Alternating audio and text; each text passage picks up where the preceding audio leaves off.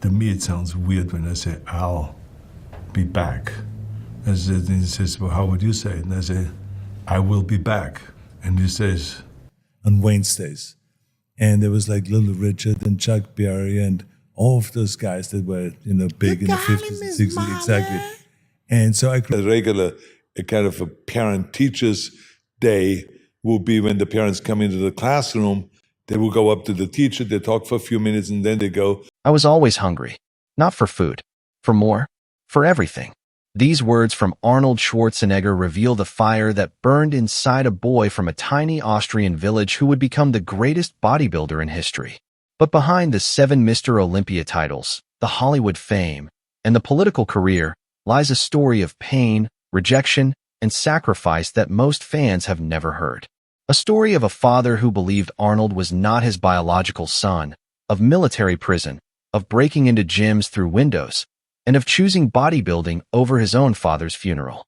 The truth is more shocking than you ever imagined. Are you enjoying this story about Arnold Schwarzenegger? Then help the channel with your subscription. Look, 94.8% of people who watch these videos still aren't subscribed to the channel. If you're part of that group, take the opportunity and subscribe now. It's free, and you'll keep receiving incredible stories of legendary bodybuilders who shaped the sport. Oh, and don't forget, at the end of the video, you'll find more stories like this one. Arnold Alois Schwarzenegger was born on July 30th, 1947, in Thau, a small village near Graz, Austria. His childhood home had no indoor plumbing, no telephone, and no refrigerator until he was a teenager. The family shared a single basin of water for bathing, and young Arnold, being the youngest, always washed last. By then, the water was black. His father Gustav, the local police chief who had served in the Nazi army during World War II, ran the household with military discipline. Every morning, Arnold and his older brother Meinhard woke at dawn for chores and mandatory exercises before earning their breakfast. But Gustav harbored a dark suspicion that would shape Arnold's entire psychology. He believed Arnold was not his biological child. This led to blatant favoritism toward Meinhard, creating a wound that drove Arnold to prove himself worthy through relentless achievement. In a 2004 interview with Fortune magazine, Arnold revealed he suffered what would now be called child abuse at the hands of his father, including having his hair pulled as punishment. At 14, Arnold walked into a gym in Graz, and his life changed forever. He saw bodybuilders training with steel weights and became mesmerized. He later wrote in his 1977 autobiography that he knew instantly this was his destiny. But bodybuilding in 1960s Austria was considered a fringe activity for defective people. His father was ashamed. His mother worried he was mentally ill. None of that mattered. Arnold trained with obsessive intensity, sometimes 5 hours daily.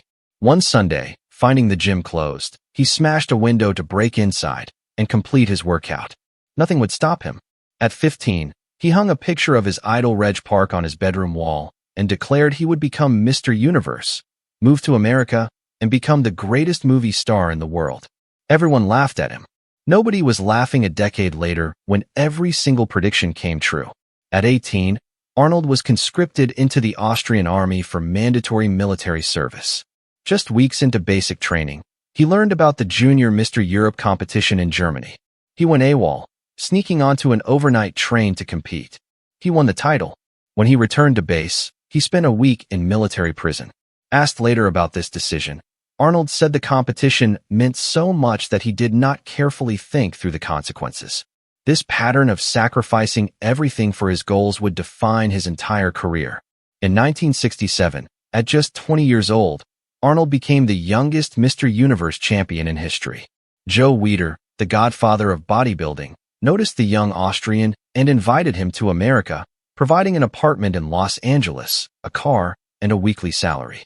The Austrian oak had finally landed in the country of his dreams. The external battles were fierce. Sergio Oliva, the Cuban bodybuilder known as the Myth, seemed unbeatable. Arnold lost to him at the 1969 Mr. Olympia, his first attempt at the sport's biggest title. It was only his third major defeat in bodybuilding. It would also be his last. Arnold studied Oliva obsessively, trained harder than ever before, and dethroned him at the 1970 Mr. Olympia in a massive upset. But while Arnold conquered his external rivals, the internal wars proved far more devastating. On May 20th, 1971, his brother Meinhard died in a drunk driving accident at age 24. Arnold did not attend the funeral. The following year, on December 13th, 1972, his father Gustav died of a stroke.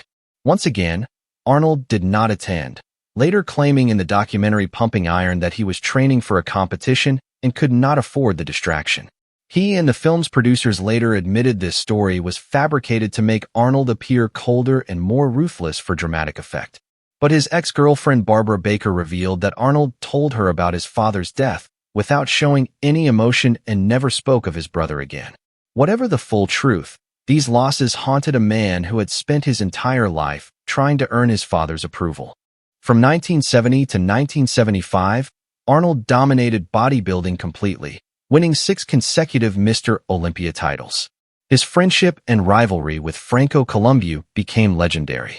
They trained together at Gold's Gym in Venice Beach, started a bricklaying business together advertising themselves as European masonry experts, and pushed each other to greatness while remaining lifelong best friends. The 1975 Mr. Olympia, immortalized in the documentary Pumping Iron, nearly saw Franco defeat Arnold. The judges split 4-3 in Arnold's favor in what many consider the closest contest of his career. After that narrow victory, Arnold announced his retirement at age 28. But in 1980, he made a controversial comeback at the Mr. Olympia in Sydney, Australia. His competitors thought he was there filming a documentary. When Arnold stepped on stage, they were shocked. Despite being visibly smaller and less conditioned than in his prime, Arnold won his 7th and final Mr. Olympia title. The victory sparked outrage.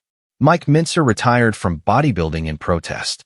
Several athletes boycotted the following year's competition. The IFBB changed its judging rules as a direct result of the controversy. Today, at 77 years old, Arnold Schwarzenegger has conquered bodybuilding, Hollywood, and politics as the governor of California from 2003 to 2011. He survived open-heart surgery in 2018 when a routine procedure went wrong. He published his book Be Useful in 2023 and continues inspiring millions through his daily newsletter Arnold's Pump Club. His best friend Franco Columbu died in 2019, and Arnold's tribute revealed the depth of their 50-year bond. Are you enjoying this story about Arnold Schwarzenegger? Then help the channel with your subscription. Look, 94.8% of people who watch these videos still aren't subscribed to the channel. If you're part of that group, take the opportunity and subscribe now. It's free, and you'll keep receiving incredible stories of legendary bodybuilders who shaped the sport. Oh, and don't forget, at the end of the video, you'll find more stories like this one. Looking back at his journey, Arnold often reflects on his father's favorite phrase that became the title of his book, Be Useful. The boy who washed in black water, who broke windows to train, who chose competition over his father's funeral, who turned every rejection into fuel, ultimately transformed not just his own body, but the entire fitness industry and popular culture itself. Arnold Schwarzenegger proved that hunger, when properly channeled, can reshape the world.